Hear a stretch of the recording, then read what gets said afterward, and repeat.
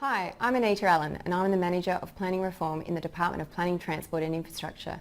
And I'm going to talk to you about when the new planning system will be in place and what it will mean for the community. The need for a new planning system came from an independent review in 2014 that identified major flaws with how the planning and development was undertaken in South Australia.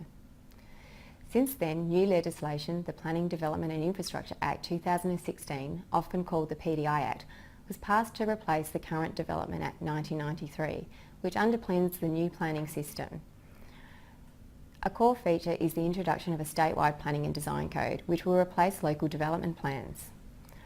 What the review uncovered, which we already knew, was that each development plan had its own set of policies and rules, which were different but the same, and totaled around 1,500 policies. Bringing about consistency across the state on planning policy is defined and used will ensure the planning system is significantly more efficient and accessible. Implementing a new planning system is significant for any community, so we are delivering ours in 3 phases to introduce it incrementally and give the department, community, council and industry time to adjust and ensure the change is as smooth as possible. I'm going to explain the 3 phases and what it will mean for the average South Australian, someone who does not work in the industry but might interact with the planning system from time to time.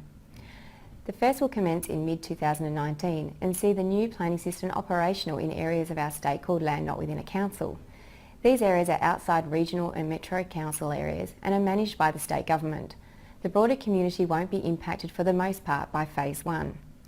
In late 2019, the second phase will commence in regional council areas, which means relevant development plans will be revoked and the new statewide code will apply.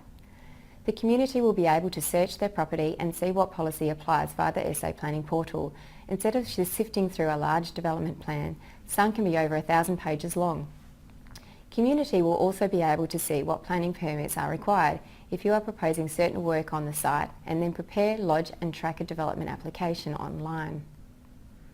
The final phase will see the introduction of the new planning system into Greater Adelaide or Metro Council areas in mid-2020. So those communities can enjoy the benefits of the SA Planning portal and easier ways to find planning information for their local area. Before each phase will commence, statewide consultation will take place and we will talk to South Australians about what it means for you and your local development plan. We look forward to talking to you through 2019 about the new planning system and what it means in your local area.